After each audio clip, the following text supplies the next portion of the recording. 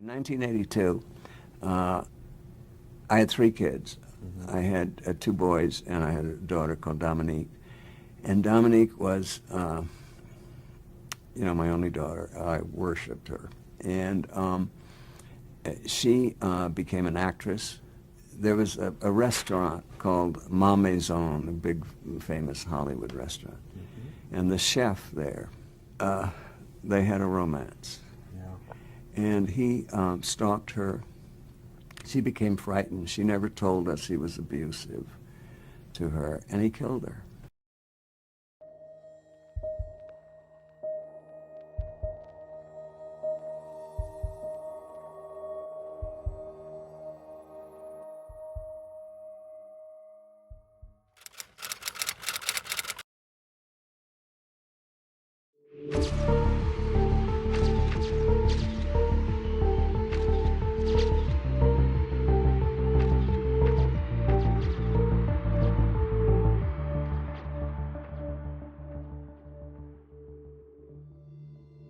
Dominique Ellen Dunne was born on November 23, 1959, in Santa Monica, California. She was the youngest child of Ellen, known to most as Lenny, a ranching heiress, and Dominic, who was a writer, actor, and producer. Her parents were divorced just a few years after Dominique was born, but remained great friends, and Dominique stayed incredibly close to both of them. Her family had a lot of ties to the entertainment industry, and it came as no surprise when Dominique took an interest in performing herself. After graduating and taking time to travel, she began studying acting and booked roles in well-known stage shows, including West Side Story, The Mousetrap, and My 3 Angels. Within weeks of moving to Hollywood, she landed her first big role in the 1979 television film Diary of a Teenage Hitchhiker. She then went on to get supporting roles in various episodes of popular 80s television series, such as Fame, Family, and Heart to Heart. She booked a recurring role in the comedy television drama series Breaking Away, and went on to appear in several other television films. Her career was starting to thrive. By 1981, she had quite an extensive acting resume, and this led to her being cast in her first big feature film, the supernatural horror hit Poltergeist, playing Dana Freeling. The film went on to become a sensation and grossed over $70 million at the box office. The role cemented her place in pop culture, and she quickly became a well-known face with a lot of acting work being sent her way. After the success of Poltergeist, she was cast as Robin Maxwell in a pilot episode for the TV miniseries V. Tragically, she would never complete filming on the highly anticipated show. Dominique's versatilities and capabilities as an actress were apparent very early on. Steven Spielberg was the producer of Poltergeist and worked very closely with her. He said of Dominique, "She was a treasure of natural ability." In 1981, Dominique met a sous chef named John Thomas Sweeney at a private party. 7 years her senior, Sweeney was an established chef and worked at Ma Maison. Ma Maison was one of the most exclusive restaurants in Los Angeles, and many a famous face would frequent there. Sweeney's upbringing couldn't have been further from that of Dominique's. His father was an unemployed alcoholic who frequently beat his mother, and his mother worked as a waitress trying to support her family as best she could. When Sweeney was 14, his parents divorced, and he set about making plans to move out of Pennsylvania and start a new life. He focused on being a chef and said that this dream was his ticket out of his old life. A matter of weeks after the pair meeting, they moved into a 1-bedroom West Hollywood home together. However, the relationship quickly began to deteriorate due to Sweeney's jealous and controlling behaviour. He stopped her from seeing friends and frequently tried to get her to quit her flourishing career in a bid to prevent her from meeting new people. The couple rowed and fought frequently, and it wasn't long before Sweeney became physically abusive. Dominique appeared in an episode of Hill Street Blues, playing a teenage mother who was the victim of parental abuse. The makeup team applied nothing to her face, as shockingly, all of the cuts and bruises were real and had been caused by Sweeney in the days before the shoot. Her family, although polite and welcoming towards Sweeney, felt uncomfortable in his presence. They all commented on the fact that it was very obvious that Sweeney was far more obsessed with the relationship than Dominique was. Her mother Ellen would later recall the first time she realised her daughter was in grave danger. She said, "She came over here one night and she was weeping. She said, 'Oh, Sweeney has such a terrible temper. He smashes furniture and throws dishes.' And I said, 'Dominique, that is frightening.' I've never forgotten her answer. She said, 'Oh, he'd never hurt me.'"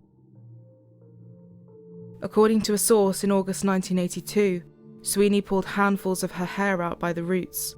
Dominique ran to her mother's house trying to escape, and Ellen found her curled up on the floor in the fetal position, cradling her head. Sweeney followed her to the house and started banging on the doors and windows, demanding they let him in. A few days later, however, Dominique returned to the home she shared with Sweeney, and the pair resumed their relationship. During another fight on September 26, 1982, Sweeney grabbed Dominique by the throat and threw her to the floor. He then proceeded to strangle her. A friend who was staying with the couple heard what he described as loud gagging sounds. He ran into the room where he saw Dominique being attacked. Sweeney denied any wrongdoing and told Dominique to come back to bed, seemingly playing it off as one big misunderstanding. Dominique snuck out of the bedroom window and ran to her car. When Sweeney heard her start the engine, he chased her down and jumped on the car bonnet. She turned the engine off until Sweeney got down from the hood, and as soon as he did this, she sped off into the night. She stayed at the home of a friend for the next few days, and her mother stayed with her too. After this terrifying incident, she phoned Sweeney and ended the relationship. He moved out of the house they shared, and Dominique had the locks changed before she moved back in herself. Tragically, a little over a month later, Dominique Dunne would be dead. On October 30th, 1982, just a few weeks after the pair had ended their relationship, Dominique was rehearsing for her latest project, V, at her West Hollywood home. She was running lines alongside actor David Packer. Dominique took a break to talk with a friend on the phone when she suddenly realised the phone call had been broken into. Sweeney had got the operator to break into the conversation to listen to her, and Dominique said to her friend, "Oh God, it's Sweeney, let me get him off the phone." At around 9 p.m, Dominique and David heard a loud banging at the front door. Sweeney had been drinking martinis at the Mar Maison bar and decided to walk to the house. Sweeney refused to leave unless Dominique came out to talk to him, so she headed out, leaving David Packer inside, and went to speak with Sweeney through the locked door. After a few minutes, she agreed to talk to him on the porch. It wasn't long before an argument between the two began. David Packer recalled hearing smacking sounds followed by 2 screams and then a thudding sound. He phoned the police straight away but was diverted to the wrong police area. He was told that Dominique's house was outside of that particular department's jurisdiction. Packer then phoned a friend and warned him that if he was found dead, John Sweeney would be his killer. Packer left the home through the back door and headed for the driveway, where he saw Sweeney in some bushes kneeling over Dominique's body. Sweeney told David Packer to call the police. Fortunately, this call did connect properly, and when the police arrived, Sweeney put out his hands in the air and said, "I killed my girlfriend, and I tried to kill myself." Dominique was unconscious and transported to Cedars-Sinai Medical Center in Los Angeles, where she was instantly placed on life support. She remained in a deep coma, and scans showed that she had no brain activity due to oxygen deprivation. When her father Dominic was allowed to see his daughter, he was met with an agonizing sight. Dominique's eyes were wide open, her head had been shaved, and she had a screw in her skull to relieve pressure on her brain. Dominic could see the strangle marks on her neck. Sweeney testified to police that while he remembered arguing with Dominique, he couldn't remember what had happened that led him to attacking her. He said after the verbal argument, all he could recall was being on top of her with his hands around her neck. He said he just exploded and lunged towards her. John Sweeney was immediately arrested and charged with attempted murder. 5 days later, on November 4th, her parents made the unbearably painful decision to consent to her being taken off life support, and Dominique was pronounced dead. It was just weeks before she would turn 23 years old. Her mother Ellen requested that Dominique's kidneys and heart be donated to transplant centres. Her kidneys were donated to 2 people who were at hospital at the same time as her, and her heart was sent to a hospital in San Francisco. The family all agreed that this is what Dominique would have wanted, to help save someone else's life. Dominique's funeral was held 2 days later at the Church of the Good Shepherd in Beverly Hills. The funeral was packed. As well as friends and family, celebrities had turned up to pay their respects too. She was laid to rest near her Poltergeist co-star Heather O'Rourke, who had lost her life aged just 12 years old, and actress Natalie Wood, who was a good friend of Ellen and one of Dominique's heroes. After Dominique died, Sweeney was charged with first-degree murder, which he pled not guilty to. He was also charged with assault with intent to do great bodily harm and was held on a $150,000 bail. Dominique's appearance in the episode of Hill Street Blues aired on November 18, 1982, just 2 weeks after her death. The episode was dedicated to her in the opening credits.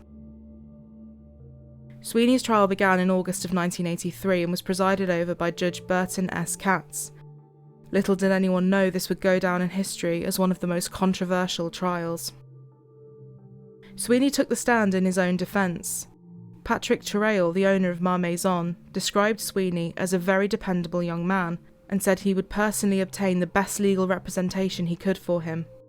However, Sweeney was given a court-appointed attorney named Michael Adelson, a criminal defence attorney who was notoriously tough. During the trial, Sweeney said that when he had turned up at Dominique's home that day, they had worked things out and were going to start afresh. He claimed that they were planning on moving back in together, and there were even talks of marriage and children.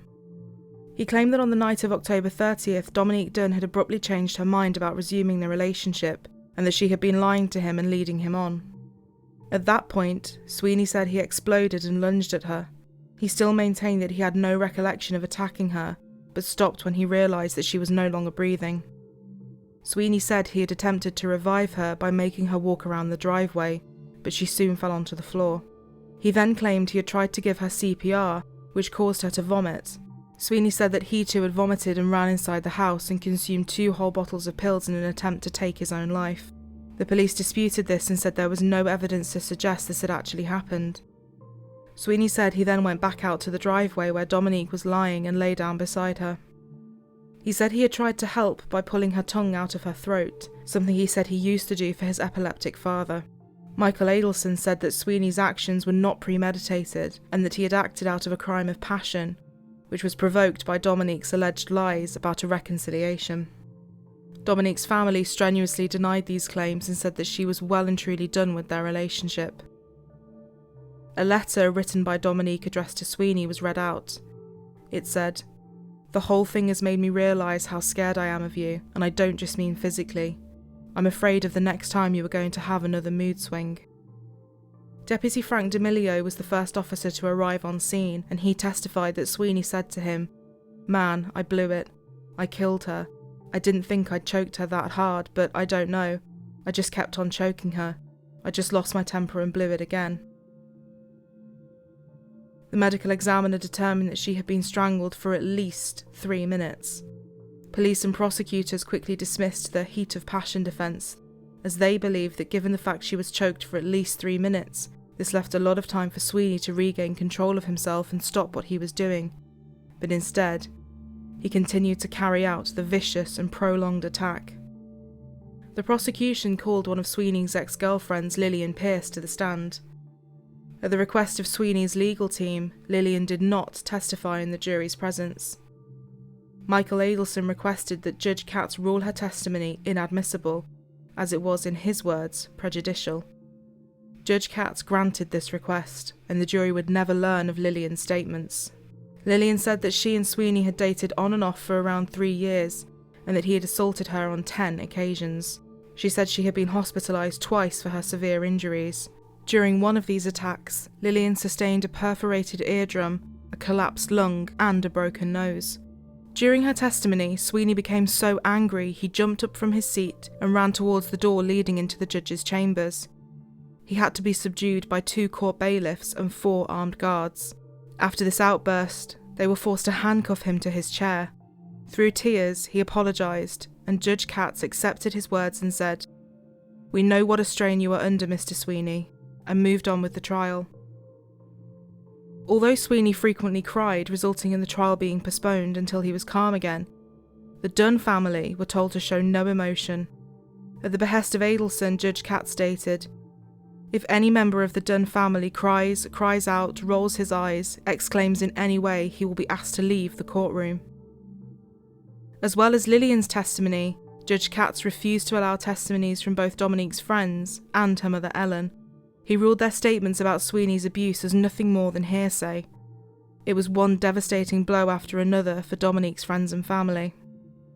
Michael Adelson requested that Judge Katz rule that the evidence presented was insufficient to prove first-degree murder, as there was no proof of predetermination.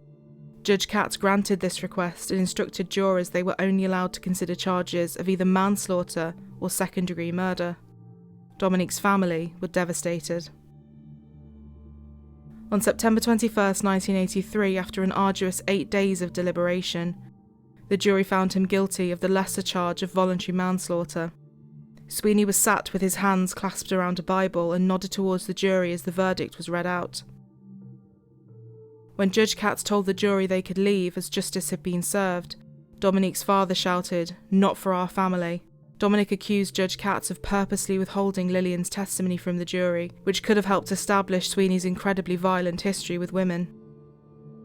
Media outlets quickly picked up on the outcome, and Judge Katz received immense criticism for his handling of the trial. People felt that his rulings always clearly favoured the defence, and a victims' rights group founded by actress Teresa Saldana, called Victims for Victims, marched outside the courtroom in protest.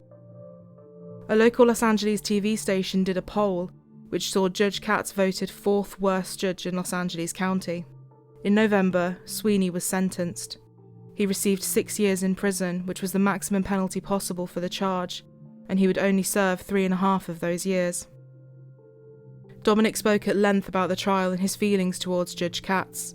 He said, "Our family has never favoured with Judge Katz's charms, not even to the point of simple courtesies. For 7 weeks he mispronounced Dominique's name, insistently calling her by my name, Dominique. People wandered in and out of the courtroom, lawyers for other cases chatted with the clerk or used the bailiff's telephone." At the sentencing, in a shock twist, Judge Katz actually criticised the jury's ruling of manslaughter, claiming he didn't agree with it. Katz stated he felt Dominique's death was a case pure and simple of murder with malice. He went on to say, "I am convinced that John Sweeney did not kill Dominique Dunne in the heat of passion, but rather that he killed her because his ego could not stand rejection." The jury's foreman, Paul Spiegel, told the media that he and other jurors were shocked by the criticism from Katz and referred to his comments as a cheap shot. Spiegel felt that the criticism did not stem from the verdict itself, but came off the back of the criticism that Katz himself had received from the media and the public. Spiegel also went on to say that had the jury heard all the evidence and been presented with everything, they would have convicted John Sweeney of the murder of Dominique Dunne. A year after Dominique's murder, her mother Ellen founded Justice for Homicide Victims, a victims' rights organisation. Her work with this would see her recognised by President George H.W. Bush. Dominique's father also threw himself into work and activism. He started keeping a journal during the trial, and those writings were published in a March 1984 issue of Vanity Fair. It was titled, "Justice, a Father's Account at the Trial of His Daughter's Killer." After this, Dominique began covering and reporting on many high-profile cases, such as the Menendez brothers and O.J. Simpson. Dominique said of Sweeney that, "Maybe the law will let him go. I'm not going to let him go." And Dominique stayed true to his word. There was a restaurant called Ma Maison, a big famous Hollywood restaurant. Mm-hmm. And the chef there,